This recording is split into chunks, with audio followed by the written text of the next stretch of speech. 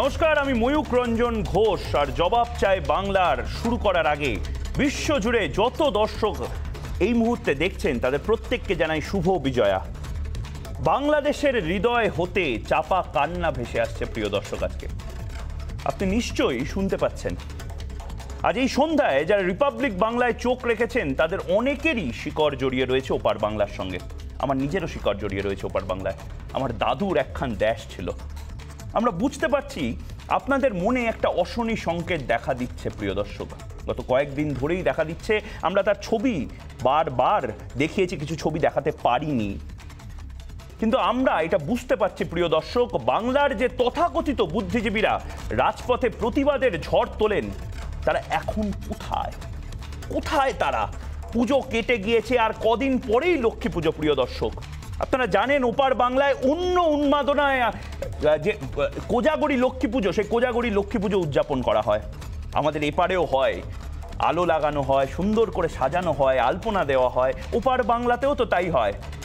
যে অশান্তির আবহে শারদোৎসব হলো ওপারে, সেই অশান্তি আতঙ্কের আবহেই কি লক্ষ্মী পুজো হবে প্রিয় দর্শক? তখনও কি চুপ করে বসে থাকবো? তখনও কি চুপ করে বসে থাকবে এপার বাংলা সুশীল সমাজ? তখনও কি মুখে কুলু পেটে থাকবে এপার বাংলার তথাকথিত কিছু সংবাদ মাধ্যম যারা অন্য সময় মিনমিন করে বিভিন্ন কিছু নিয়ে খবর করে, আলোচনা করে? চোখে চোখ রেখে কথা বলার সাহসটুকু তারা দেখাবে না? আমরা চুপ করে থাকবো না প্রিয় দর্শক। আমরা চুপ করে ছিলামও না গত কয়েকদিন ধরে। আমরা জানতাম যে পুজো চলছে, উদযাপন চলছে, কিন্তু পুজোটা কাদের? পুজোটা বাঙালিদের পুজো। শারদোৎসব তো বাঙালিদের। কিছু বাঙালি যদি আক্রান্ত হয়, কিছু বাঙালির পুজোর মণ্ডপ যদি ভাঙা হয়, আমরা চুপ করে কি করে থাকবো প্রিয় দর্শক? কারণ আপনার হৃদয়ে যে শঙ্কা দেখা দিয়েছে তাকে অস্বীকার করতে পারি না আমরা। ওপার বাংলার আনন্দে আমরা মেতে উঠি, ওপার বাংলার আতঙ্কে আমরা চুপ করে থাকতে পারি না। বর্ষায় পদ্মা থেকে ইলিশ কটা উঠল সেই হিসেব রাখতে ভুল করে না এপার বাংলার সুশীল সমাজ। কিন্তু পদ্মার জলে যে রক্ত আর হিংসা মিশছে তা নিয়ে কোনো মাথা ব্যথা নেই, কোনো টুইট নেই, কোনো ফেসবুক পোস্ট নেই, কোনো ভিডিও নেই, কোনো গান নেই। এনআরসি, ভোট হিংসা, ছাত্র আন্দোলন, কোনো ইস্যুই চোখ এড়িয়ে যায় না বাংলার বিদ্বজনদের। বিখ্যাত মানুষ, প্রচুর আইকিউ, অনেক বড় বড় কথা বলেন। শুধুমাত্র দৃষ্টি নয়, তাদের দূরদৃষ্টিরও তারিফ করার মতো আমরা বারবার প্রশংসা করি। তাদের যে বিদ্যা, তাদের যে ঔদার্য, সব কিছু আমরা তারিফ করি। আমরা তো তাদের ছবি দেখতে যাই টাকা দিয়ে, তাদের কবিতার বই আমরা পড়ি। কিন্তু সেই চোখে বাংলাদেশের সংখ্যালঘুদের আতঙ্কের ছবি ধরা পড়ে না প্রিয় দর্শক। তারা নিকারাগুয়া, ইসরায়েল, প্যালেস্টাইন, সিরিয়া সমস্ত কিছু নিয়ে কথা বলেন। তারা মিয়ানমার নিয়ে কথা বলেন, তারা রোহিঙ্গা নিয়ে কথা বলেন, কিন্তু বাংলাদেশের সংখ্যাগুরু মানুষদের কথা তাদের চোখে পড়ে না প্রিয় দর্শক। আমরা প্রশ্ন তুলছি প্রিয় দর্শক, সেই চোখে কেন ধরা পড়ে না ধ্বংসের ছবি? যে চোখ থেকে এড়িয়ে যায় না সামাজিক অবক্ষয়, সেই চোখ থেকে কেন আড়ালে চলে গেল এই শিহরণ জাগানো ঘটনা? ওপারের ইলিশে যদি আমরা রসনা তৃপ্তি করতে পারি, ওপারের হিংসায় কেন আমরা রুখে দাঁড়াতে পারবো না বাঙালি হয়ে প্রিয় দর্শক? ভিন রাজ্যের হিংসা নিয়ে আমরা বাক্যবাণ ছোটাতে পারি, রাজপথে নেমে রাজনীতি করতে পারি, কিন্তু ওপার বাংলার আতঙ্ক নিয়ে কেন কথা হবে না? কোনো রাজনৈতিক কর্মসূচি হবে না। এই যে যারা বড় বড় বাতেলা মারেন, যারা বড় বড় ফেসবুকে পোস্ট করেন, যারা ট্রোল করেন, যেসব বিশাল বড় বড় ইন্টেলেকচুয়াল লিবারাল, সেই মানুষগুলো কোথায়? ভিন দেশের সামাজিক পরিস্থিতি নিয়ে চায়ের কাপে তুফান তোলেন যে মানুষরা, যে প্রগতিশীল মানুষরা, তারা কোথায়? তারাও কেন হাত গুটিয়ে বসে আছেন এখন? এমন অনেক প্রশ্ন আজ আমরা তুলতে বাধ্য হচ্ছি প্রিয় দর্শক। ক্ষমা করবেন আমাদের। দুর্গাপুজো হয়তো এখনো আমেজটা আছে, কিন্তু এই প্রশ্নগুলো তুলতে বাধ্য হচ্ছি কারণ রিপাবলিক বাংলা শুধু এপার না, গোটা বিশ্ব জুড়ে যত বাঙালি আছে তাদের কণ্ঠস্বর হবে। 6 মাসের মধ্যে আমরা আপনার কণ্ঠস্বর হয়েছি প্রিয় দর্শক। মৌন মিছিল, মোমবাতি যাত্রা কি শুধুই রাজনীতির জন্য? আর শুধু আমি নই, এই প্রশ্নের জবাব চায় বাংলা।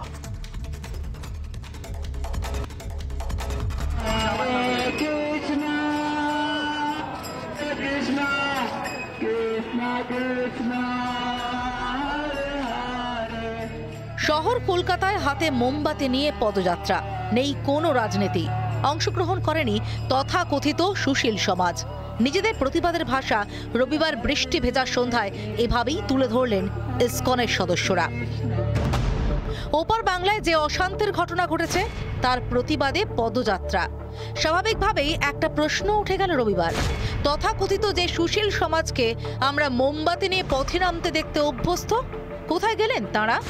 বাংলাদেশের ঘটনার পর কেটে গিয়েছে 5 দিন, এখনো কি জল মাপছে এপার বাংলার রাজনৈতিক মহল?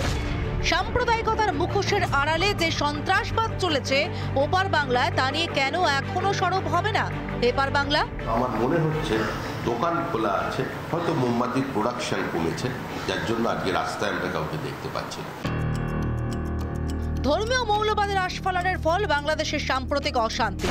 শান্তি ফেরাতে যথেষ্ট সক্ষম সে দেশের সরকার, তাই আলাদা করে এই ইস্যু নিয়ে মাতামাতি করলে ফল বিপরীত হবে, এমনটাই তত্ত্ব তৃণমূল কংগ্রেসের। আমার মনে হয় বাংলাদেশ তারা তাদের সমস্যাটা নিশ্চিতভাবে সমাধান করে নিতে পারবে।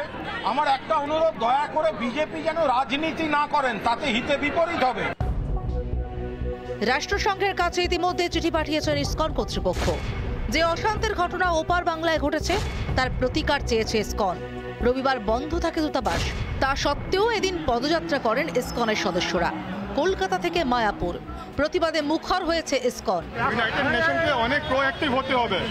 ইউনাইটেড নেশন আমরা জানি কি পিস কিপিং ফোর্স আছে, ওরা কখন কাজ আসবে? এই স্থিতির জন্য যদি না পাঠানো হয় তাহলে কখন কাজ আসবে? ছাত্র আন্দোলন থেকে নাগরিকত্ব আইন, যেখানেই কোনো ইস্যু চোখে পড়েছে পথে নেমে প্রতিবাদ জানিয়েছেন বুদ্ধিজীবীরা। বাংলাদেশের ঘটনা কি পথে নামার জন্য যথেষ্ট নয়? সেই প্রশ্নই উঠতে শুরু করেছে এপার বাংলায়। যে দেশের নামের সঙ্গে জড়িয়ে আছে আমাদের মাতৃভাষা, যে দেশের সঙ্গে জড়িয়ে আছে আমাদের ইতিহাস থেকে ভূগোল, সেই দেশে অশান্তির আঁচ কেন লাগছে না এদেশের বিদ্বজনদের গায়ে? রিপাবলিক বাংলা। কি এমন হলো দুর্গাপুজোর সময় প্রিয় দর্শক যে গায়ে আঁচ লাগছে না?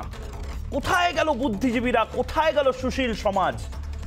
আর অন্যদিকে যাদের নিয়ে কোনো কথা বলারই দরকার পড়ে না, কোনো কথা শোনারই দরকার পড়ে না, সেই খুব সাধারণ বাঙালিদের ছবি আমি আবার দেখাবো। বাংলাদেশের বাঙালির ছবি, এই ছবিও গোটা পৃথিবীকে দেখতে হবে। এই মানুষগুলো বাঙালি এবং সেই ছবি আমরা এই মুহূর্তে দেখাবো, যেখানে যেখানে সব কিছু ভেঙে দিয়েছে।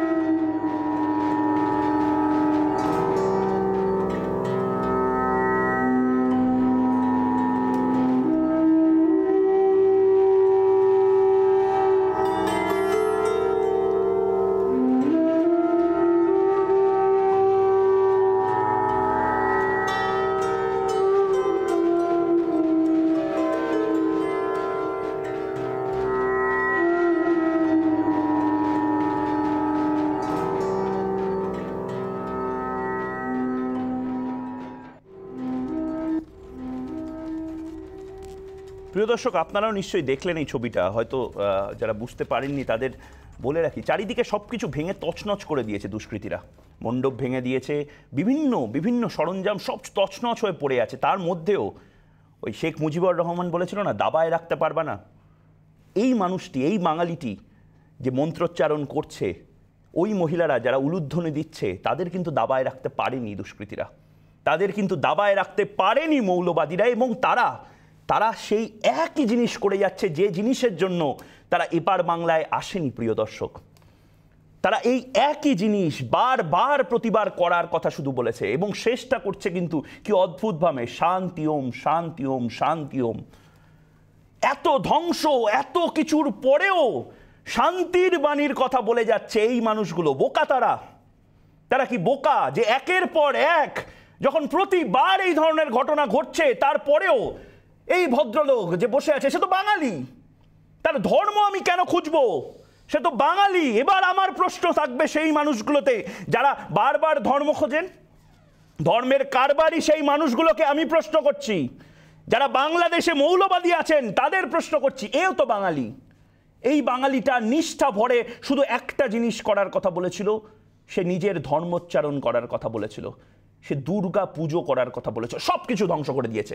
ধ্বংসের মধ্যেও আরাধনা চলছে প্রিয় দর্শক। এবং আপনারা দেখতে পাচ্ছেন সেই ছবি, আপনারা দেখতে পাচ্ছেন মা বোনেদের ছবি, তারা উলুধ্বনি দিচ্ছে, তারা কিছু জিনিস যেগুলো বেঁচে আছে তার সেইগুলোকে একত্রিত করে মাকে আরাধনার চেষ্টা করছে প্রিয় দর্শক। অষ্টমীর দিন, নবমীর দিনই যারা বিসর্জন দিয়ে দিয়েছিল মাকে, সেই ছবি আমরা বারবার দেখাচ্ছি প্রিয় দর্শক। ধ্বংসের ছবি দেখাচ্ছি আমরা। ক্ষমা করবেন আমাদের। এই ছবি হয়তো অন্য সংবাদ মাধ্যমের দেখাতে বুক কাঁপে, অন্য সংবাদ মাধ্যমের মিনমিন করে মিষ্টি মিষ্টি প্রশ্ন জিজ্ঞেস করতে, খাওয়ার বিষয়ে কথা বলতে বুক কাঁপে না, কিন্তু যারা খাওয়ার ছবি দেখছে, যারা পুজোতে বাজার করছে, যারা কিনছে আপনার প্রোডাক্ট, তারা যখন দুঃখে আছে তাদের ছবি আপনারা দেখান না। আপনাদের বলছি, সেই সংবাদ মাধ্যমের প্রতিনিধিদের বলছি যে এই ছবিটাও সারা বিশ্বকে দেখানোর দায়িত্ব একটা সংবাদ মাধ্যমের। কেন আপনারা দেখাচ্ছেন না? কেন রিপাবলিককে বারবার দেখাতে হবে? রিপাবলিক কি পুজোর কভারেজ করেনি? সবচেয়ে বড় 125 ঘন্টার পুজোর কভারেজ করেছে, সবচেয়ে বড় মেগা কভারেজ করেছে। প্রত্যেকটি গ্রাম বাংলার পুজো থেকে, শহর থেকে গ্রাম আমরা পুরস্কার দিয়েছি, পুজো দেখিয়েছি, আনন্দ করেছি। কিন্তু তার পাশাপাশি সংবাদ মাধ্যমের যে দায়িত্ব, সেই দায়িত্ব আমরা পালন করেছি এবং সেই দায়িত্ব আমরা পালন করে যাব। এবং এই নিয়ে প্রশ্ন তো করবই আমরা। জবাব চাইছে বাংলা এবং সেই জবাব তোমায় দিতেই হবে। আমাদের সাথে এই মুহূর্তে যারা প্রশ্ন শুনতে এবং তার উত্তর দিতে এই মুহূর্তে উপস্থিত রয়েছেন, আমি আলাপ করিয়ে দিই। আমাদের সাথে এই মুহূর্তে রয়েছেন নওশাদ সিদ্দিকী, রয়েছেন আইএসএফ বিধায়ক নওশাদ সিদ্দিকী আমাদের সাথে রয়েছেন। আমাদের সাথে রয়েছেন ইসকনের মুখপাত্র রাধারমন দাস, যিনি নিজে রাষ্ট্রসংঘে চিঠি লিখেছেন, যিনি নিজে একাধিকবার সরব হয়েছেন এই ধরনের ঘটনায়। রয়েছেন রাজনৈতিক বিশ্লেষক অনির্বাণ বন্দ্যোপাধ্যায়, রয়েছেন রাজশ্রী লাহিড়ী বিজেপির মুখপাত্র, রয়েছেন আমাদের সাথে এই মুহূর্তে রয়েছেন অনিন্দ্য সিংহ রায়, রাজনৈতিক বিশ্লেষক। আমি প্রত্যেকের কাছে যাব, কিন্তু রাধারমন বাবুর কাছে প্রথমে যেতে চাই। রাধারমন বাবু ইসকনের ভাইস প্রেসিডেন্ট এবং মুখপাত্র। রাধারমন বাবু, যদি আমি আপনি যদি শুনতে পারেন আমাকে, গোটা দিন আপনারা প্রচুর লড়াই আন্দোলন সব কিছু করেছেন। আপনারা বুদ্ধিজীবী ইন্টেলেকচুয়াল যারা আছে রাধারমন বাবু, যারা সব কিছু নিয়ে Israel, Palestine, Nicaragua, Syria, Myanmar সব কিছু নিয়ে বলে, পুরুলিয়া থেকে শুরু করে কুমিল্লা তাদের চোখে পড়ে না। আপনি কি তাদের পাশে পেয়েছেন আজকে সারাদিনে?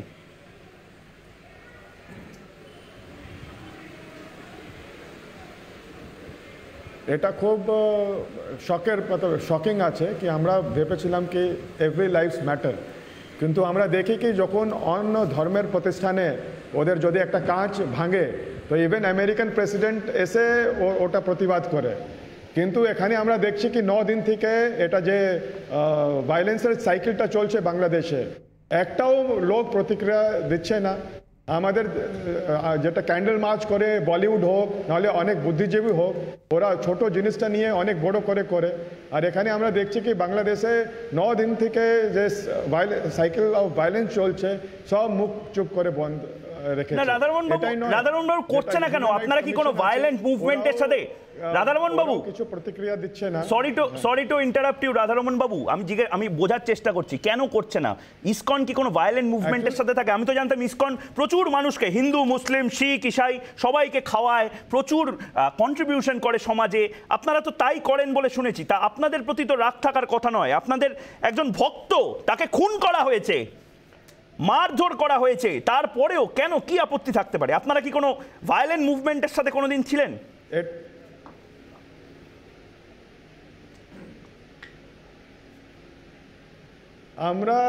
আমরা উই আর পিওর ভেজিটেরিয়ানস। আমরা একটা জানোয়ারকে আমরা হিংসা, আমরা একটা চিটি মাছড়কে আমরা করতে পারি না। কিন্তু এটাই আশ্চর্যের কথা, আমাদের ইসকনে আমরা ইন্ডিয়াতে অনেক, বাংলাদেশেও অনেক ফ্রি মিড ডে মিল করি, অনেক কিছু করি। এটা খুব আশ্চর্যের ঘটনা কি এরকম আমাদের শান্তিপ্রিয় যে মুভমেন্ট আছে, চৈতন্য মহাপ্রভু যিনি আমাদের ইসকনের এটা উনি শুরু করেছিলেন মুভমেন্টটা, ওখান থেকে আমরা ISKCON is follower of Chaitanya Mahaprabhu.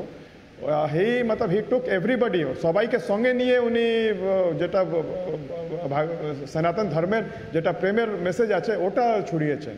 কিন্তু যদি এত শান্তিপ্রিয় সোসাইটিকে এরকম অ্যাটাক এরা করতে পারে তাহলে আর কে এদের থেকে হাতে বেশ বেশ আমি নওশাদ সিদ্দিকী খুব আমি তরুণ বিধায়ক নওশাদ সিদ্দিকীর কাছে যাব। রাধারমণ বাবু আপনি প্লিজ আমাদের সাথে থাকুন। আমি তরুণ বিধায়ক আইএসএফ এর বিধায়ক নওশাদ সিদ্দিকীর কাছে যাব। নওশাদ সিদ্দিকী আজকে বাংলাদেশের প্রধানমন্ত্রী শেখ হাসিনাকে চিঠি লিখেছে এবং বলেছে যে যারাই এর সাথে যুক্ত থাক এদের যেন শক্ত হাতে মোকাবিলা করা হয় এবং তাদের শাস্তি হয়। নওশাদ সিদ্দিকী খুব সহজভাবে একটা জিনিস বোঝান যে আমি কোনো ধর্মে যাচ্ছি না, কোনো ধর্মের মানুষের কাছে যাচ্ছি না। আজকে ইসকনের মতন একটা সংগঠন যারা সারা বিশ্বে কাজ করে, বহু বিদেশি এই ইসকনের সাথে যুক্ত এবং তারা নিজেরা বলছেন যে তারা শান্তিপ্রিয় মুভমেন্ট করছেন, শ্রী চৈতন্যদেবের আদর্শে দীক্ষিত হয়ে সারা বিশ্বে শান্তির বাণী তারা ছড়িয়ে বেড়াচ্ছেন। তো এদের ওপর আক্রমণ আপনি নিজেও প্রতিবাদ করেছেন, কিন্তু শহুরে বাবু বিদ্যজন আপনাদেরও চারপাশে যারা বন্ধু বান্ধব ছিল ভোটের সময় তাদের এত অনীহা কেন? নওশাদ, প্রথমে আমি ইসকনের ব্যাপারে বলছি। ইসকনের যিনি আরো ছিলেন আমাদের এখানকার, তেনার সাথে আমি কথা বলেছিলাম একবার একটা বিষয় নিয়ে, সত্যি খুবই আপ্লুত হয়েছিলাম। ইনি আমাকে আমার বাড়িতে এসেছিলেন, আমাকে ইনভাইটও করে গিয়েছিলেন ইসকনে যাওয়ার জন্য আমাদের মায়াপুরে। তো ইসকনের শুধু ইসকন বলে নয়, তো আমাদের বাংলাদেশ মানে উপর বাংলাতে যেটা ঘটনা ঘটেছে, কোরআন শরীফকে রাখাকে কেন্দ্র করে যে দুর্ঘটনা ঘটানো চলেছে, এটা একদম পরিকল্পিত হবে। কারণ আমরা জানি পৃথিবীর ইতিহাসে যেখানেই সংখ্যালঘুরা বসবাস করে সেখানেকার সংখ্যাগুরুরা আধিপত্য বিস্তার করতে চাই সংখ্যালঘুদের উপরে।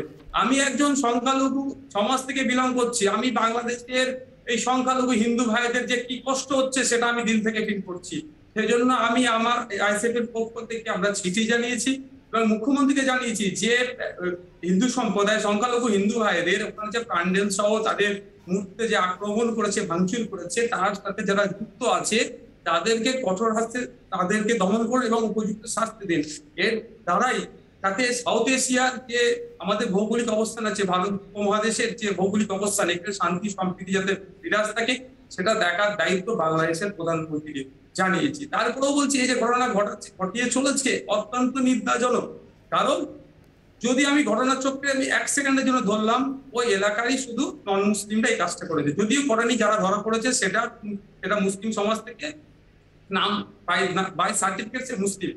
কিন্তু যে এলাকায় কুমিল্লা ডিস্ট্রিক্টে হয়েছে, কুমিল্লার যে মন্দিরের চত্বর হয়েছে, আমি ধরে নিলাম 1 সেকেন্ডের জন্য ওই ওখানকার মুসলিমরাই হিন্দুরাই করেছে। কিন্তু দুঃখের বিষয় সমগ্র এলাকার মণ্ডপ বা যে দুর্গা উৎসব যেখানে পালন হচ্ছে সেখানে আক্রমণের কারণ কি? স্বঘোষিত ভাবে তারা এখানে একটা প্ল্যান মাফিক এলাকা, ওই এলাকাতে একটা এই ধরনের অরাজকতা করার দরকার, একটা ভায়োলেন্স করার দরকার, যার দ্বারাই সরকারের সংখ্যালঘুদের উপরে আধিপত্য বিস্তার করা যায়। এর আমি তীব্র নিন্দা জানাচ্ছি। মানে এটা কারা করছে বলে আপনার মনে হয়? নওশাদ সিদ্দিকী জবাব চাইছে বাংলা, এটা কারা করছে বলে আপনার মনে হয়? এটা যদি কোন একটা যারা করছে তারা উগ্রবাদী মৌলবাদী শক্তি করছে। এই শক্তিকে কোন রকম ভাবে প্রশ্রয় দেওয়া যায় না, সে যেখান থেকে বিলং করুন না কেন, যার সাথে বিলং করুন না কেন। এই ধরনের শক্তি যত এই ধরনের শক্তিকে যত দ্রুত শেষ করা যাবে তত দ্রুত বিশ্ববাসীর জন্য, বাংলাদেশবাসীর জন্য, পশ্চিমবাংলাবাসীর জন্য, এক কথায় শান্তিপ্রিয় মানুষের জন্য তত লাভ। আর এই শক্তি যত প্রাধান্য পাবে তত শান্তিপ্রিয় মানুষ বা বিশ্ববাসীর জন্য ভয়ঙ্কর রূপ দেবে। তাই আমি সেই সমস্ত যারা উগ্রবাদী কর্মকাণ্ডের সাথে যুক্ত আছে তাদেরকে তীব্র নিন্দা, তীব্র ধিক্কার জানাচ্ছি। আবারও বাংলাদেশ সরকারের কাছে অনুরোধ রাখছি, অবিলম্বে এদেরকে এমন শাস্তি দেওয়া হোক যার দ্বারাতে সর্বোচ্চ শাস্তি, যার দ্বারাতে বাংলাদেশ কেন, ইন্ডিয়া কেন, সারা পৃথিবীর মানুষের কাছে একটা নজির তৈরি থাকে যে অন্য ধর্ম অনুষ্ঠানে বা অন্য ধর্মের মানুষকে আক্রমণ করতে গেলে 2-4 ভাবে, বিশেষ করে সংখ্যালঘুদেরকে আক্রমণ করতে গেলে 2-4 ভাবে। কিন্তু নওশাদ সিদ্দিকী শহুরে বাবুদের, শহুরে বিবিদের তাদের এত সমস্যা কোথায় এই জিনিসের ধিক্কার জানাতে, ফেসবুকে একটা পোস্ট করতে, টুইট করতে? কোথায় সমস্যা? দেখুন এটা আজকে আপনাদেরও তো প্রচুর রাজনৈতিক বন্ধু বান্ধব আছে যারা অনেক কিছু কলরব করছিল, তাদের এত সমস্যা কোথায়? সম্মানে পাচ্ছে না পাশের দেশ বাংলাদেশ বলে?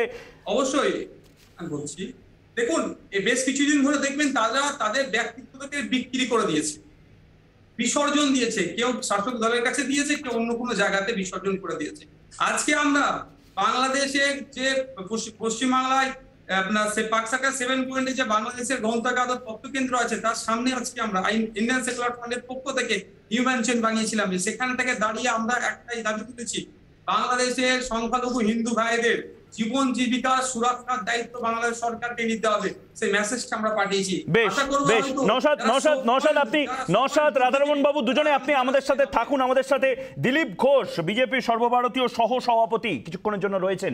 দিলীপ বাবু যদি আপনি আমার কথা শুনতে পান, দিলীপ বাবু, একটা সময় আপনি সবচেয়ে বেশি আপনি সরব হয়েছিলেন এই যারা সিনেমা করে, যারা টেলিভিশনে কাজ করে, যারা বিদ্বজন, যারা সুশীল সমাজ, তাদের। আজকে দিলীপ বাবু আমরা দেখতে পাচ্ছি তাদের কেউ সরব নয় বাংলাদেশের এই ঘটনায়। কি বলবেন? এই কথাগুলো যখন আমি আগে বলেছিলাম অনেকের হজম হয়নি, যে বুদ্ধিজীবীদের গালাগালি দিচ্ছে। আমি গালাগালি দিইনি, এই বাস্তব সমস্যাটা তুলে ধরে যে এদের কোনো কন্ট্রিবিউশন নেই সমাজের সংকটের সময়। যখন সংকট হচ্ছে লেজ গুটিয়ে তারা বসে পড়েছেন, মালিক না বলে তারা রাস্তায় নামবেন না, কোথাও না কোথাও রিমোট কন্ট্রোলে তারা পরিচালিত হন। আমি যখন বলতাম অনেক ভদ্রলোক এটাকে হজম করতে পারতেন না, কারণ তাদেরও স্বার্থ ছিল। আজ যখন সংকট এসে সমাজের উপরে, মানবতার উপরে, একটা টুইট তো করতে পারেন, সব রাজনীতি নেতাদের হাতে ছেড়ে দিচ্ছেন যাদের কেউ ভরসাই করে না। তো সেই জন্য এই কথাটা আজকে প্রমাণ হয়ে গেল যে দিলীপ ঘোষ ঠিক বলেছিল। হয়তো অনেকে সহ্য করতে পারেননি সত্যের সামনা করা অনেক কঠিন কাজ। আজকে আপনারাই সেটাই বলছেন। আমরা তো এটাও বলেছিলাম যে আপনি বলেছিলেন শিল্পীদের রোগড়ে দেবেন, দাদা। শিল্পীদের রোগড়ে দেবো বলিনি, অনেকের বুদ্ধি কম আছে, সব কথা বুঝতে পারে না বা ইচ্ছা করে বোঝে না। আমি বলেছিলাম যারা এসে আমাদের গালাগালি দিত তারা এসে লড়াই করুক, ইলেকশনে আমার সামনে আসুক, রাজনীতি করতে হলে। তখন বলছি কি করবো, রোগড়ে দেবো। এখনো বলছি রোগড়ে দেবো আমি, কারো যদি শুনতে অসুবিধা থাকে শুনে নিন। দিলীপ বাবু খুব স্পষ্ট করে যে কথাটা, এখানে ধর্ম খোঁজা হচ্ছে না, কিন্তু বাংলাদেশে যে ঘটনাগুলো ঘটছে একের পর এক, কোথাও গিয়ে কি মনে হচ্ছে যে এরপরে এই যে কথাগুলো, যে আন্দোলনগুলো আপনারা করছিলেন সিএএ নিয়ে, যেটাতে হয়তো অনির্বাণ বন্দ্যোপাধ্যায় এখনো বিরোধ করবেন, তো কোথাও গিয়ে কি মনে হচ্ছে আরো প্রাসঙ্গিক হয়ে পড়ছে এই সিএএ এর কথা? কেন ধর্ম খোঁজা হচ্ছে না? এক চোখও কেন দেখা হচ্ছে? হিম্মত নেই? অনেকে রাজনৈতিক স্বার্থ আছে বলছেন না, আমাদের কোনো দায় নেই, আমরা সত্য বলতে হিম্মত করি, বলিও। যারা মুখ লোকান, সত্য সামনে আসতে পারেন না, লোককে বোকা বানাবার চেষ্টা করেন, তাদের সমস্যা আছে, আমাদের সমস্যা নেই। না, বামপন্থীদের আপনি কি বলবেন? বামপন্থীরা তো বামপন্থী বা আপনাকে যারা ক্রিটিসাইজ করেছিল, সমালোচনা করেছিল, তাদের কি বলবেন? তারা তো এখন অব্দি কোনো টুইট, ফেসবুকে পোস্ট ইত্যাদি দেখা যাচ্ছে না। তারা আছেটা কোথায় যে টুইট করবে? মানুষ তো তাদের জবাব দিয়ে দিচ্ছে এই চালাকির জন্য। এতদিন তারা এই ধরনের 2 নম্বরই করতেন, লোকের সঙ্গে বিচারিতা করতেন। মানুষ সুযোগ পেয়েছে, তাদেরকে সাফ করে দিয়েছে। অতএব স্মৃতিমন্থন করে কোনো লাভ নেই। আজকে যারা ক্ষমতায় আছেন সেই বামপন্থী অনেকে লাল জামা ছেড়ে এখন সবুজ জামা পরে, নীল জামা পরে দিদির পেছনে করে বেড়ান। তাদের কি নৈতিকতা নেই? তাদের মানবিকতা নেই? যারা কথায় কথায় কবিতা, গান, গল্প নিয়ে রাস্তায় ঝোলা নিয়ে নেমে পড়তেন, তারা কোথায় আজকে? কারণ এটা করতে গেলে পেট চলবে না। আজকে পেট চালাতে গেলে ওদের তাবেদারি করতে হবে, তারা সেটাই করছেন। কিন্তু দিলীপবাবু একটা জিনিস খুব সুস্পষ্টভাবে জানতে চাইছে বাংলা, জবাব চাইছে বাংলা, যে এই যে যাদেরকে আমরা বারবার প্রশ্ন করছি যে তারা ইলিশ মাছের দাম নিয়ে সবসময় লেখালেখি করেন, তারা বিভিন্ন কিছু নিয়ে কথাবার্তা বলেন, কিন্তু সোনার বাংলার বাদে আরেকটা বাংলা, যে বাংলাতে এই ধরনের ঘটনা হচ্ছে, ইসকনের মন্দির। আমি ইসকনের মুখপাত্র যিনি বসে রয়েছেন রাধারমণ বাবু, ওনাকে জিজ্ঞেস করছিলাম যে ইসকনের সাথে কি সমস্যা?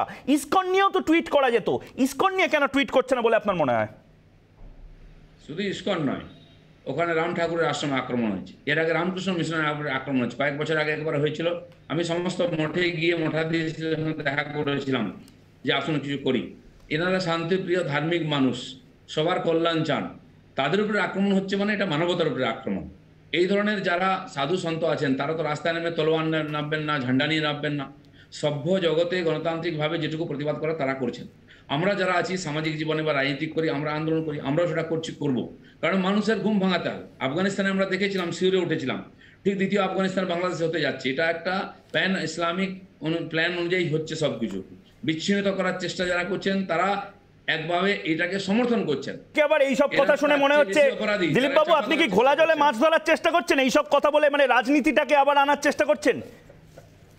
আমি রাজনীতি করতে যাইনি, আমার পরিষ্কার মত দিয়েছি। আর যদি রাজনীতি করি সেটা করার অধিকার আছে, আমি রাজনীতি করি। যারা রাজনীতি করেন না তারা কেন চালাকি করছেন? মিডিয়া কেন চালাকি করছে, কেন সত্য কথা বলছে না? কারণ কি তাদের কি ভয় আছে যে আগুন লাগিয়ে দেবে অফিসে? হিম্মত করা উচিত। কতদিন মার খাবেন? ভারতবর্ষ ছোট হয়ে যাচ্ছে, আমাদের সমাজ ছোট, সারা দুনিয়ার মানবতা বিপন্ন, করোনার চেয়েও ভয়ঙ্কর পরিস্থিতি আজকে। এই যে অসভ্য শক্তি যারা এটা করছে তার বিরুদ্ধে আপনি কি প্রতিবাদ করবেন? 4টে মেমোরেন্ডাম দেবেন, 4 জন রাস্তায় হাঁটবেন ছবি নিয়ে, ব্যাস, এতে কিছুই হবে না। হয়নি, গত 40 বছর আমরা দেখছি এক একটা দেশ শ্মশানে পরিণত হচ্ছে। এর জন্য যেমন রাষ্ট্রশক্তি রাজনীতি নেতাদের অ্যাক্টিভ হতে হবে, সেরকম যারা মানবতাবাদী বা বুদ্ধিজীবী তাদের লিখতে হবে, বলতে হবে এটা মানবতার দাবি। তারা যদি সরিয়ে যান, পালিয়ে যান, কেউ ক্ষমা করবে না তাদের। দিলীপবাবু, আমার শেষ প্রশ্ন আপনাকে, এবং এই প্রশ্নের জবাব আপনাকে দিতে হবে। রাজনীতিবিদরা তো রাজনীতি করবেন, শিল্পীরা সমাজ সচেতন, এবং আপনারা যারা বলেছিলেন যে রোগড়ে দেবো, মেরে দেবো, কেটে দেবো, এইগুলোর জন্য তো সমাজে একটা বিবেকের দরকার হয়। কিছু রাজনীতিবিদ তো থাকবেন, কিন্তু পাশাপাশি বিদ্বজনেরাও তো থাকবেন। দিলীপ ঘোষের বিদ্বজনদের নিয়ে এত অ্যালার্জি কেন? জবাব চাইছে বাংলা। শেষ প্রশ্ন আপনাকে, দিলীপ ঘোষের বিদ্বজনদের নিয়ে এত অ্যালার্জি কেন? দিলীপ ঘোষের হিম্মত আছে সবার সামনে সত্য কথা বলার, বাকিদের নাই, লুকিয়ে কথা বলেন তারা। সে বিদ্বজন হোক, রাজনীতিবিদ হোক, শিক্ষাবিদ হোক, প্রত্যেকে আমরা সমাজের কাছে দায়বদ্ধ। যখন আমরা সমাজের সংকটে দাঁড়াই না, তখন লোক প্রশ্ন তোলে। দিলীপ ঘোষ এই লোকের প্রশ্নটা তুলেছে, আপনাদের দায়িত্ব এগুলো প্রমাণ করা যে দিলীপ ঘোষ ঠিক বলেছে। আজকে বিদ্বজন রাস্তায় নাই কেন? দেখুন, প্রভু বলুক কালকে, মালিক বলুক কালকে, লেজ নাড়িয়ে নাড়িয়ে রাস্তায় মিছিলে বার করবেন তারা।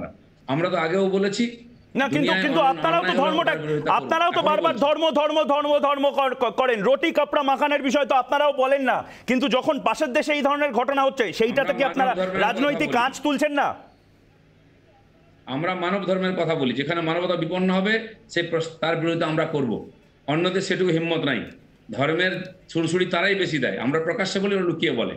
কারণ আমাদের হিম্মত আছে, আমরা অন্যায়কে প্রতিবাদ করি, সত্যের পক্ষে দাঁড়াই। তাই সারা ভারতবর্ষ আমাদের স্বীকার করেছে, আর যারা দ্বিচারিতা করতো দেশের মানুষ তাদেরকে সাফ করে দিয়েছে। বেশ, অনেক ধন্যবাদ। দিলীপ ঘোষ ছিলেন আমাদের সাথে। একাধিক বিষয় নিয়ে দিলীপ ঘোষ বললেন, এবং দিলীপ ঘোষকে আমরা জিজ্ঞেস করলাম যে একটা সময় দিলীপ ঘোষই বলেছিলেন শিল্পীদের রোগড়ে দেবেন, এবং দিলীপ ঘোষ অনুতপ্ত নন। রিপাবলিক বাংলায় বসে দিলীপ ঘোষ বললেন যে দিলীপ ঘোষ অনুতপ্ত নন সেই বক্তব্যের জন্য। দিলীপ ঘোষ এখনো বলছেন যে সেই মানুষগুলোর কিছু ভেস্টেড ইন্টারেস্ট আছে, সেই মানুষগুলো কোথা থেকে অর্ডার পেলে তারপরে তারা বলবেন। ভাষা আন্দোলন থেকে মুক্তিযুদ্ধ, প্রিয় দর্শক, এপার বাংলার বাঙালির আবেগের সঙ্গে জড়িয়ে রয়েছে ওপার বাংলার ইতিহাস। ওপার বাংলার আনন্দে আনন্দিত হই আমরা, কিন্তু ওপার বাংলার অশান্তি কি আমাদের উদ্বিগ্ন করতে পারছে? এই প্রশ্নই ঘুরপাক খাচ্ছে বাংলার বাতাসে। এনআরসি, ভোট হিংসা, ছাত্র আন্দোলন, কোনো ইস্যুই চোখ এড়িয়ে যায় না বাংলার বিদ্বজনেদের। কখনো মৌন মিছিল, কখনো মোমবাতি নিয়ে পদযাত্রা। বারবার প্রতিবাদের কণ্ঠস্বর হয়ে উঠে এসেছে সুশীল সমাজ। প্রধানমন্ত্রীকে চিঠি পাঠানো থেকে সোশ্যাল মিডিয়ায় ঝড় তোলা, কোনো কিছুতেই তাঁরা পিছিয়ে থাকেন না। কিন্তু বাংলাদেশের বর্তমান পরিস্থিতি কি তাঁদের চোখে পড়ছে না? সাম্প্রতিক অতীতে একাধিক বিষয় নিয়ে সরব হয়েছে বাংলার সুশীল সমাজ।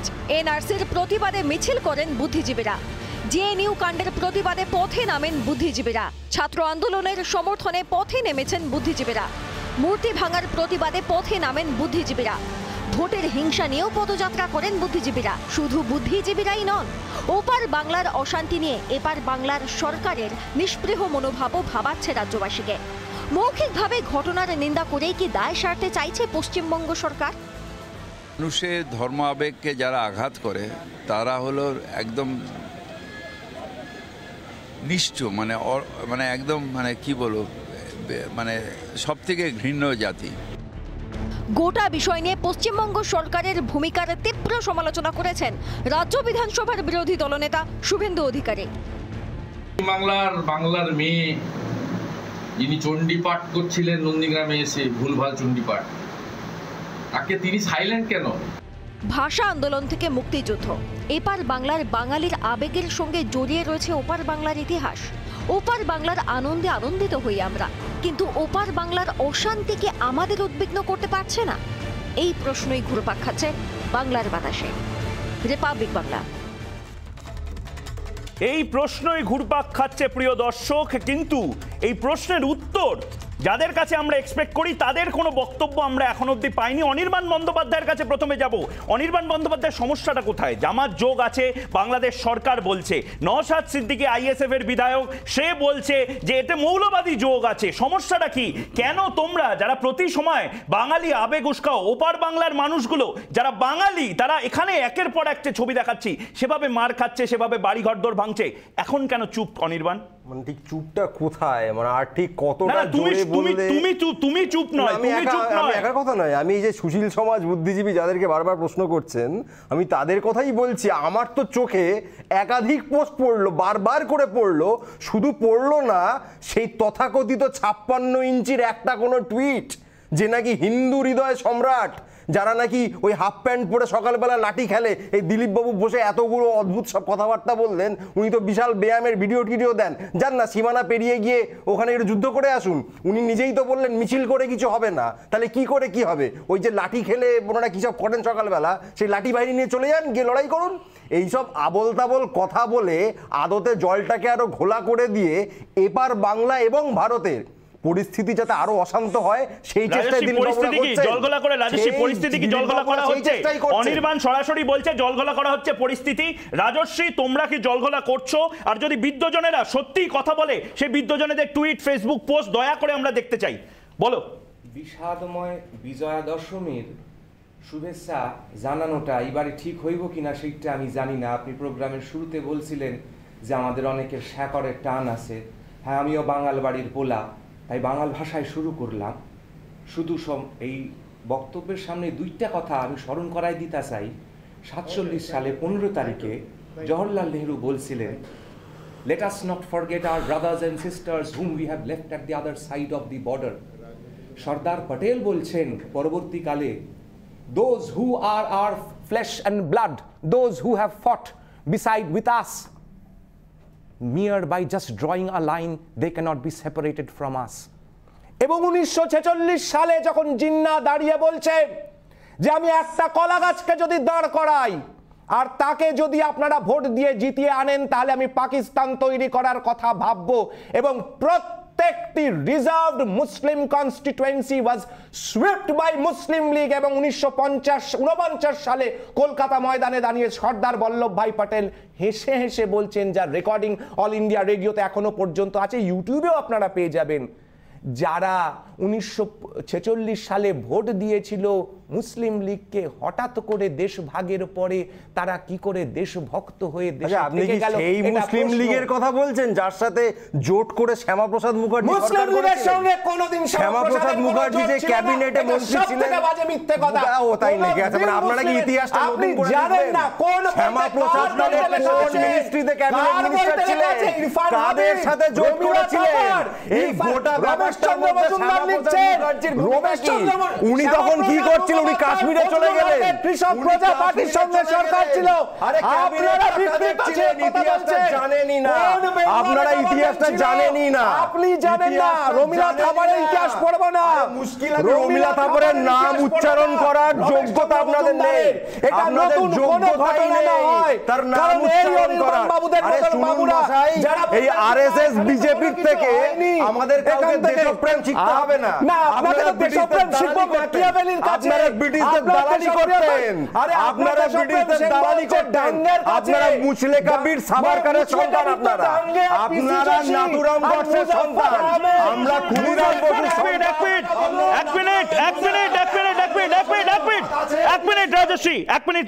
এক মিনিট অনির্বাণ, আমি অনিন্দর কাছেও আসবো, নওশাদ অনেকক্ষণ ধরে বসে আছে, তাদের কাছে আসবো, কিন্তু আমরা এখানে সবাই বাঙালি বসে আছি। অনির্বাণ বাঙালি আন্দোলন করছে, রাজশ্রী বাংলায় আন্দোলনটা করছে, এখানে অনিন্দ আছে বাংলায় রাজনৈতিক দলের সাথে আছে, নওশাদ বাংলার বিধায়ক, এবং আমি সঞ্চালনা করছি বাংলা ভাষায়। গর্বের সাথে বলি আমি বাঙালি। কিন্তু তার পাশাপাশি ওপার বাংলার এক বাঙালি, সে আমাদের প্রতিক্রিয়া দিয়েছে সংবাদ মাধ্যমে, বাংলাদেশি সংবাদ মাধ্যমে প্রতিক্রিয়া দিয়েছে। এক মহিলা, এক মা, দুর্গার দেবী পক্ষে এক মায়ের প্রতিক্রিয়া আমরা শোনাবো, এবং এই প্রতিক্রিয়া সারা বিশ্বে যত বাঙালি আছে তাদেরকে শুনতে হবে। তারপরে আমরা আলোচনা করব। একবার দেখে নিই। আমার প্রথম পরিচয় হিন্দু না, আমার প্রথম পরিচয় আমি নাগরিক। আমার নিরাপত্তার দায়িত্ব এই রাষ্ট্রের। আমার 14 পুরুষ এই দেশে রয়েছে। 47-এ যায়নি, 66-তে যায়নি, 71-এ যায়নি, 2001-এ যায়নি, এই দিন দেখার জন্য। নওশাদ সিদ্দিকী রয়েছেন বিধায়ক। নওশাদ কি বলবে? মহিলা বললেন আমার পূর্বপুরুষ হিন্দু, বাঙালি, বাংলাদেশটা আমারও দেশ, বাংলাদেশে আমরা ছেড়ে যাইনি, 46-এ 71-এ আমরা ছেড়ে যাইনি। নওশাদ, এবার কি 2021-এ তাদেরকে এপার বাংলায় ফিরে আসতে হবে? তাই জন্যই কি এবার সিএ এর যে লড়াইটা সেইটা বিজেপি আরো বেশি করে করবে? নওশাদ, মনে হচ্ছে না যে হাতের বাইরে চলে যাচ্ছে, চারিদিকে যে ধর্ম ধর্ম ধর্ম ধর্ম হচ্ছে? দেখুন, এটাকে নিয়ে রাজনীতির সাথে আমরা মিশিয়ে দেওয়া বা গুলিয়ে দেওয়া বলে ভুল হবে। কারণ আমি আগেই বলেছি, এখনো বললাম যে যারা সংখ্যালঘু যেখানে আছে তারা বাই চান্স না, বাই চয়েস সেখানে আছে, সে মাতৃভূমি মেনে নিয়ে সেখানে বসবাস করছে। আমাদের কাজ হবে, এপার বাংলার মানুষের কাজ হবে ওপার বাংলার যারা সংখ্যালঘু আছে, যারা অত্যাচারিত হয়েছে তাদের পাশে থাকার বার্তা এপার বাংলা থেকে পৌঁছে দিতে হবে যে আমরা আছি, ওপার বাংলার সংখ্যালঘুরা নিরাপদে থাকবে, তার ব্যবস্থা আমরা করছি। তার জন্য মেন দুজন যেটা প্রয়োজন আছে, প্রথম হচ্ছে দেশের প্রধানমন্ত্রী এবং বাংলার যিনি সেন্টিমেন্ট দিয়ে রাজ্যের মুখ্যমন্ত্রী হয়েছেন তথা মমতা ব্যানার্জিরও একটু ভূমিকা রাখা দরকার। কারণ আমরা দেখেছি তাঁতের শাড়ি অদল বদল হয়েছে, ইলিশ মিষ্টি অদল বদল হয়েছে, কিন্তু দুঃখের বিষয় এত বড় ইনসিডেন্ট বাংলাদেশে ঘটছে, সেখানে সংখ্যালঘু হিন্দুদের সহ যে এলাকার পরিস্থিতি যে উত্তপ্ত হচ্ছে সেই বিষয়ে কিন্তু কোনো অফিসিয়ালি কোনো স্টেটমেন্টও দেখলাম না, বা সেখানে যাকে ইলিশ আদান প্রদান করে যার সাথে বা মিষ্টির আদান প্রদান হয়, তাঁতের শাড়ির আদান প্রদান হয়, তার সাথে এবার কোন রকম ভাবে বাক্যলাভ করলেন না, বা এই বিষয়ে তিনি একটাও বাক্য এখনো পর্যন্ত খরচ করেননি।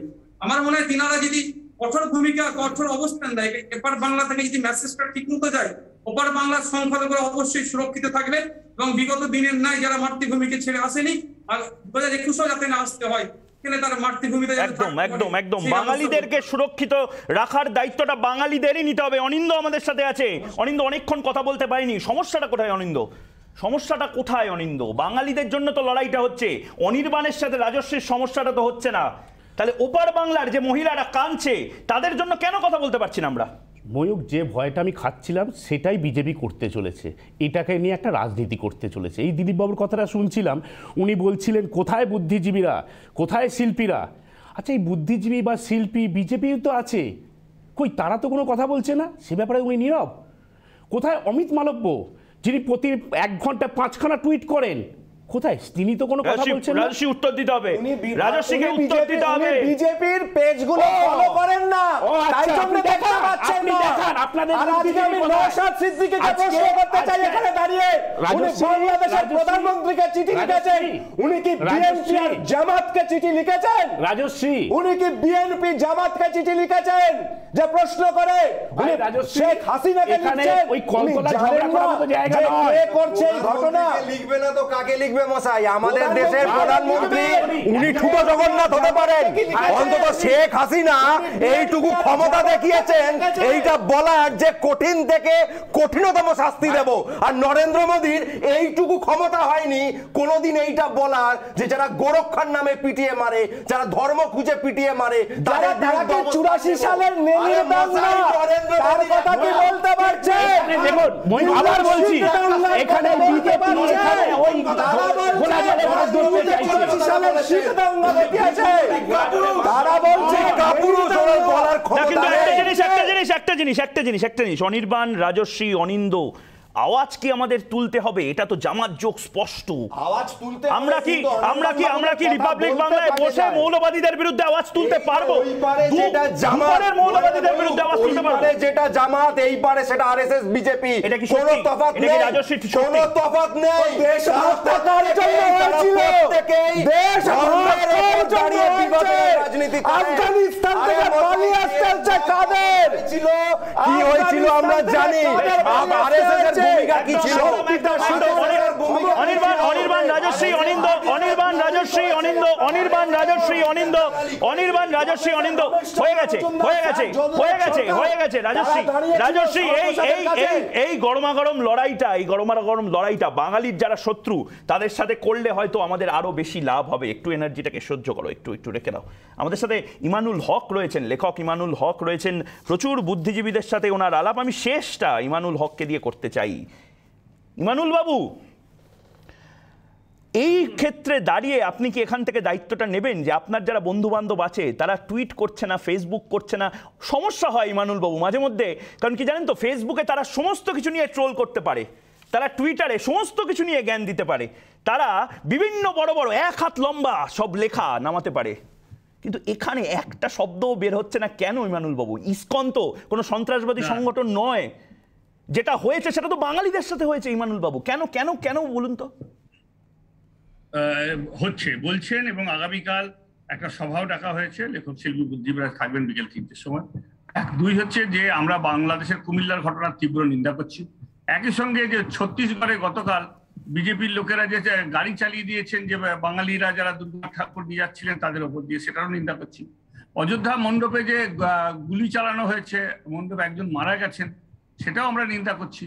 এবং আবার এই যে গুরু নামাজ পড়তে দিচ্ছে না, এইগুলো ঘটনা, বা ত্রিপুরায় নামাজ পড়তে দেওয়া হচ্ছে না, এ সবটা করা হচ্ছে কিন্তু উত্তরপ্রদেশ নির্বাচন এবং ত্রিপুরা নির্বাচনের দিকে তাকিয়ে। জামাত, যেটা অনির্বাণ বলছিলেন, জামাত এবং RSS ভাই এদের সিঙ্গাপুরে বৈঠক করেছেন, এদের মধ্যে মৈত্র আছেন, এবং এদের মধ্যে এই যে কুমিল্লায় যে ঘটনা ঘটালো, প্রত্যেকটা মানুষের নিজের ধর্ম পালনের স্বাধীনতা আছে। এবং আমাদের এখানে হয় অনেক সময় যে গরুর মাথা ফেলে দেয়, ওখানে এখন কোরআনকে অবমাননার কথা ধো তুলছে জামাত। এই দুটোই হচ্ছে যে মানবতার শত্রু। RSS এবং জামাত দুটো মানবতার শত্রু, এদের বিচ্ছিন্ন করতে হবে আমাদের যে কোনো মূল্যে। সভ্যতাকে বাঁচিয়ে রাখতে গেলে ধর্ম যার যার, উৎসব সবার, ধর্ম যার যার, উৎসব সবার, এবং এই উৎসব পালনে বা ধর্ম পালনে কাউকে যেন বাধা দেওয়া না হয়, এটা আমাদের দেখতে হবে। সেটা ভারতে, সেটা বাংলাদেশে, সেটা পাকিস্তানে, সেটা আফগানিস্তানে, সেটা ইসরায়েলে, যেখানে হবে আমাদের বিরোধিতা করতে হবে। কারণ একজন সুস্থ মানুষ হিসেবে যে তাদের দায় হচ্ছে যে সুস্থ চেতনার বিকাশ, এবং প্রত্যেকটা মানুষের ব্যক্তিগত স্বাধীনতা এবং ধর্মাচরণের স্বাধীনতা, এটা হচ্ছে নিজস্ব স্বাধীনতা। সেই স্বাধীনতার হস্তক্ষেপের বিরুদ্ধে আমরা। বেশ, ইমানুল বাবু অনেক ধন্যবাদ। ইমানুল বাবু, অনির্বাণ, রাজশ্রী, অনিন্দ, নওশাদ, দিলীপ ঘোষ, প্রত্যেকে আমরা বাঙালি, প্রত্যেককে বিজয়া দশমীর শুভেচ্ছায়। কিছুদিন পরে কোজাগরি, লক্ষ্মী পুজো আসবে, তারপরে ঈদ আসবে, প্রত্যেকটা উৎসব তো সবার, ধর্ম যার যার, এইটাই তো আমরা ভেবেছিলাম, কিন্তু তারপরে আমরা অন্য চিত্র দেখলাম। অনিন্দ, অনির্বাণ, আমরা কিন্তু একটা জিনিস শপথ নিচ্ছি, বাংলা বিরোধী যারা, বাঙালিদের যারা মারধর করছে তাদের বিরুদ্ধে কিন্তু আমরা কথা বলবো। এবং আজকে আমরা যখন এই শপথটা নিচ্ছি, আজকে কিন্তু লালন ফকিরের জন্মদিন এবং মৃত্যুদিন। আমরা এখন যে আলোচনাটা করছি, লালন ফকিরের জন্মদিনে আলোচনা করছি, লালন ফকিরের মৃত্যুদিনে আলোচনা করছি, এবং সেই গানটা দিয়ে শেষ করছি, আসবার কালে কি যাচ্ছিলে, এসে তুমি কি জাত হলে। এই জাত জাত জাত জাত নিয়ে কথাবার্তার মধ্যে কোথাও গিয়ে বাঙালিয়ানাটা হয়তো পেছনের সারিতে চলে যাচ্ছে। বাংলাকে রক্ষা করতে হবে, বাংলার কণ্ঠস্বর হওয়ার দায়িত্ব নিয়েছে রিপাবলিক বাংলা। একটা ছোট্ট বিরতি নেব, এবং বিরতির পরে ব্রেকিং নিউজ সেগমেন্ট নিয়ে আসবো বাংলাদেশের এবং অন্যান্য সমস্ত কিছুর, এবং 9:30টার সময় দেশের কথা, 10-এর কথাতে বাংলার এবং বাংলাদেশের সমস্ত খবর আমরা দেখতে পাবেন। একটা ছোট্ট বিরতি নিচ্ছি।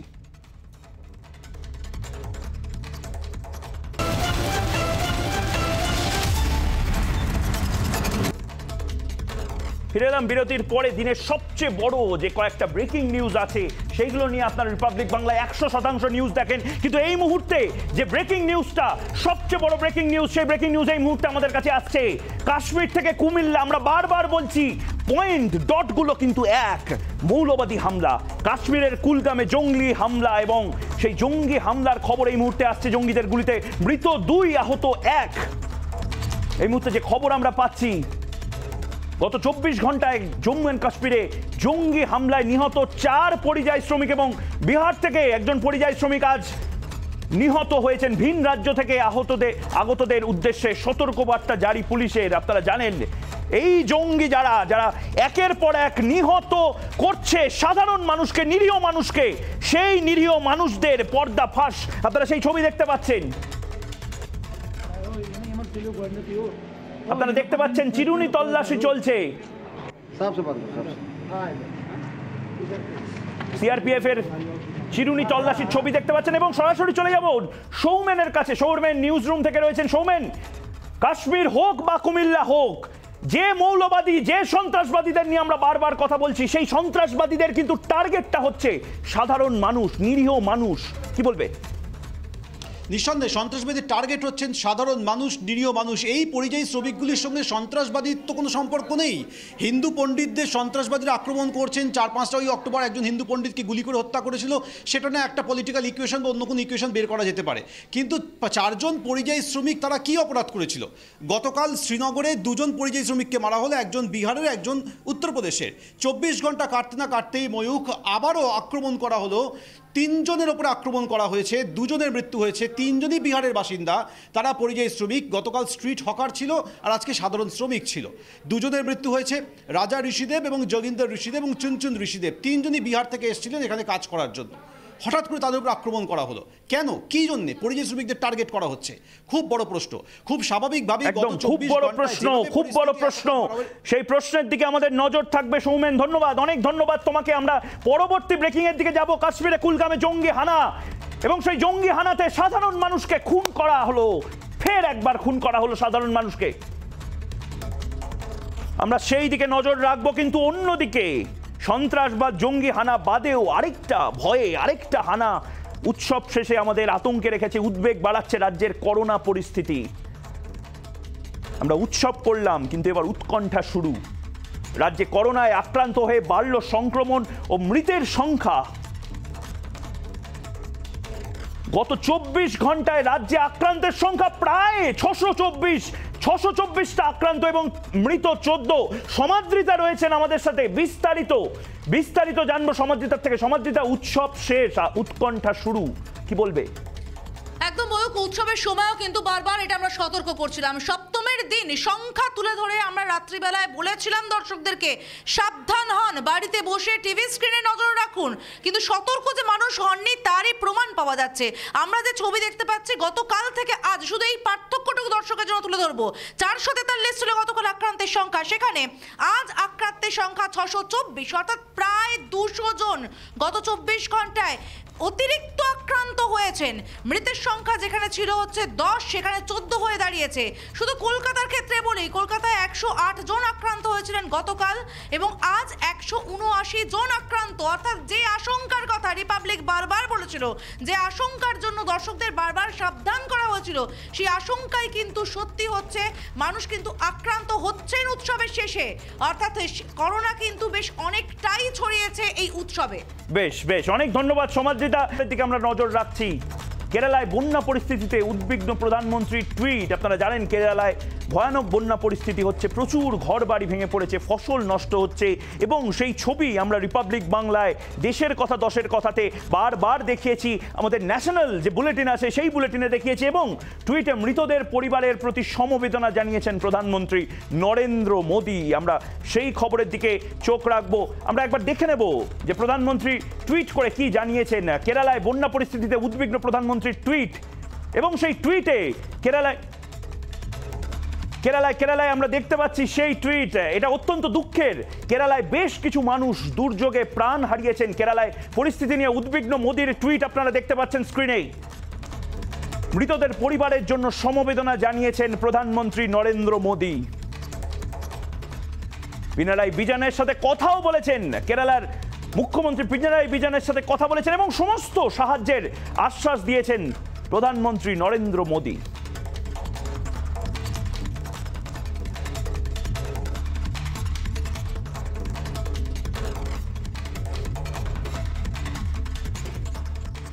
লালন ফকিরের জন্মদিন এবং মৃত্যুদিনে আজকে আমরা বাংলাদেশ নিয়ে আলোচনা করলাম এবং বাংলাদেশের পরিস্থিতির দিকে আমাদের নজর থাকবে। আমরা মুখ ঘুরিয়ে নিতে পারবো না বাংলাদেশের মানুষের জন্য, বাঙালিদের জন্য। রিপাবলিক বাংলা টানা এই কভারেজ করে যাবে। জবাব চায় বাংলা আজ এইটুকুই। চোখ থাকুক রিপাবলিক বাংলা। এরপরে 294 নিয়ে আসছে সৌমেন। ততক্ষণ আমি ময়ূক বিদায় নিচ্ছি। দেখতে থাকুন রিপাবলিক বাংলা। কথা হবে চোখে চোখ রেখে।